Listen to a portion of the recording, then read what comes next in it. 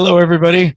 Tonight we're going to do a little video answering a direct question in reference to tax planning. So I'm going to chill on my board over here. I hope you can hear me. It's a little bit hot in Phoenix right now. So again, I've got my AC on. I don't know if you can see it. Nope, nope. Yeah, right over there. AC's going, and uh,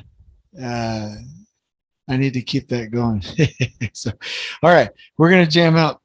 Somebody asked me, when we talk about bottlenecks, what do we do when we have, like, let's say we have a Takt train this is 5 days, this is 2, or actually let's do 4, 2, 5, 4, 4.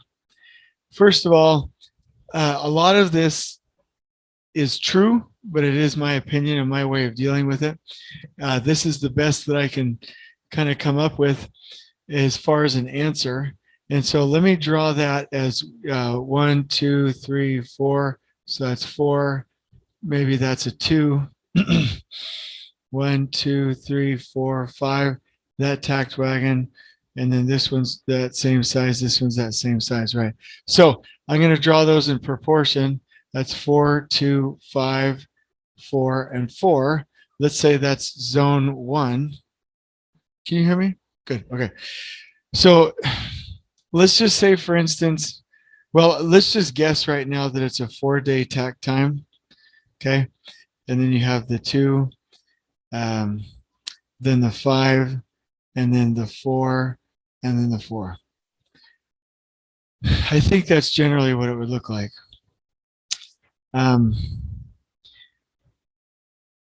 So 2, 4, so that would be 3. So that would be probably this way a little bit. So it probably would end up looking something like this.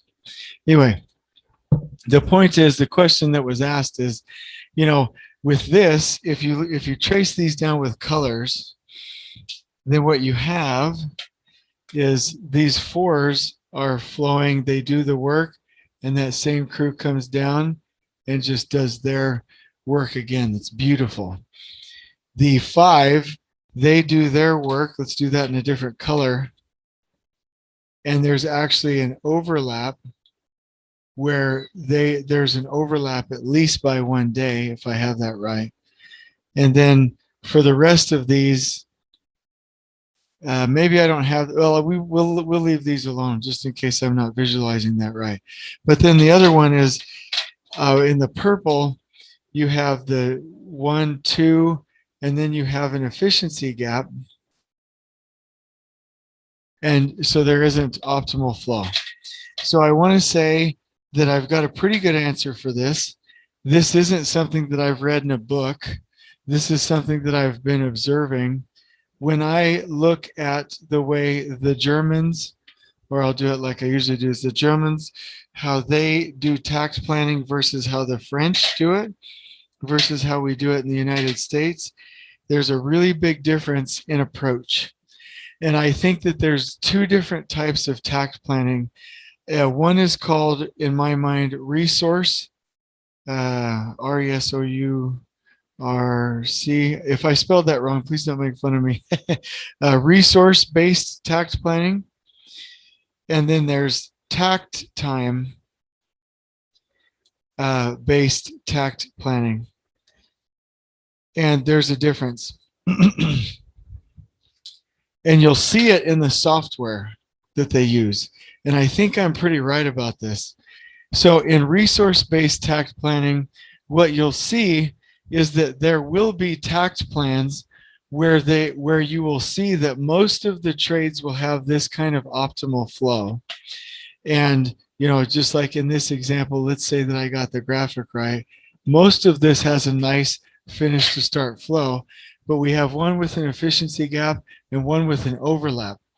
And the problem is when you're looking at crew counts, right, for just this tax wagon and this tax wagon, let's say you needed 5 people, 5 people, 5 people, 5 people, you need 10 people, 5 people, 5 people. You know, your crew count goes like this, and it spikes up and it heads down, right?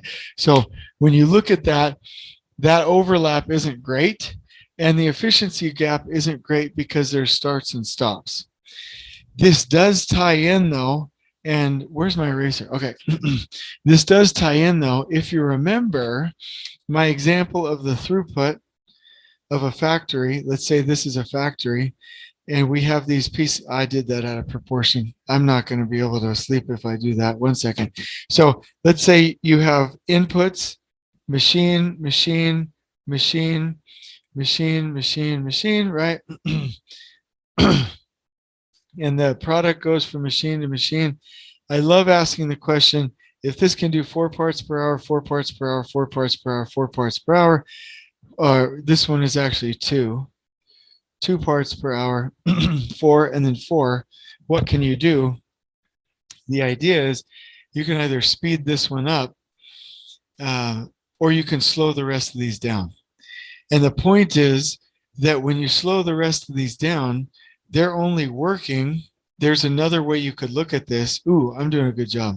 Sometimes it just works out. You know what I mean? Sometimes I'm doing videos and I'm like, it's kind of helpful, but sometimes it just works out. And so tonight it's just working out. The other way you could look at this is from capacity, resource capacity, 50%, 50%, 100%, 50%, 50%, 50%. Okay. This one's the only one working at 50%, and these ones have to slow down.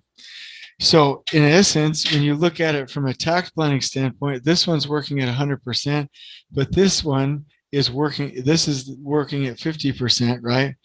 This one starts to go above 100, right? So 100, 50, 120. And so what we want to do is level these out. And so from a resource-based takt planning standpoint, when you're looking at this, the takt time means less. So you might have a 4-day takt time or a 5-day takt time, and there's the rhythm in here. But the time scale really only matters from when the first part of the train kicks off to when the second part of the train kicks off, and when the train ends to when that second train ends. Really, the takt time only governs the starts and the stops. There's another kind of takt planning called, and I hope this makes sense. I'm going to erase this. Oh, let me finish my point here. In resource-based takt planning, like I said, the takt time really only governs the starts and the stops. And here in the middle, you're actually leaving the durations similar by trade, but you adjust and optimize your most important resources, right? And you will recognize efficiency gaps and overburden in some of them. Now, in takt time-based takt planning, which some people would say this is the real way to do it, and I'm fine either way, however you want to do it, they would say if you had a 4, a 2, a 5, oh, I did that wrong, 2, a 5, a 4, and a 4, so then let's just start with that we should package them differently and start a process called leveling. And so what we would do here probably is see if there's a portion or a work step of this 5 that could detach and come over here. And maybe we move this one forward a little bit and put a buffer day in this one to where it's 4, 4. And remember, we've removed this step, so this one is now 4. And we have 4 and we have 4. And the way we do this is each one of these originally had work steps in them. And when this was originally 5, what we did is we took a couple of the work steps from that one and we packaged them in here and added a buffer. So it's 4, 4, 4, 4, 4. Now, when you do that, this takt time, everything fits within the takt time. Ooh, this video is getting good. I had no idea I was going to do this good of a job. So that everything fits in. Not only do the starts and the stops of your takt trains fit in, but the drum beat hits, and every time where each of the trades are heading into a different area. So the focus is in the leveling of the work steps within the work packages within the takt wagons. Now, This one, I'm going to tell you kind of just off the top of my head, the uh, pros and cons of this. Do I have, no, okay. I'm always paranoid if I have something on my shirt, but the pros to this one up here are probably, I'm not doing the cons, I'll just do the pros. The pros to this one is you can keep it trade specific, and you can better notice problems. Meaning, if you've done something with the work steps down here, you might not notice this and this, and the trades might not bid it properly. The pro down here, or the choosing by advantages, is that the takt time allows you to utilize the formulas. It allows you to use the takt time and keeps it entirely within a takt time based system. And it allows us to focus more on work steps, which I like. It really doesn't matter to me which one you use. I think it comes down to more of the how you think.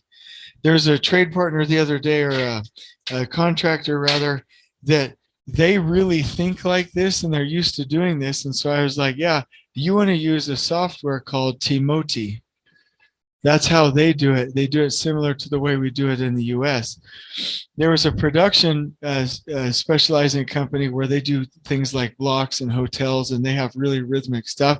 And I said, yeah, you're going to want to use takting for that, because takting is a takt time based takt software, and Timoti, in my mind, is a resource-based takt time planning software. And so really in takt planning, there are some times where you don't pay attention to the internal portions of the train according to the takt time.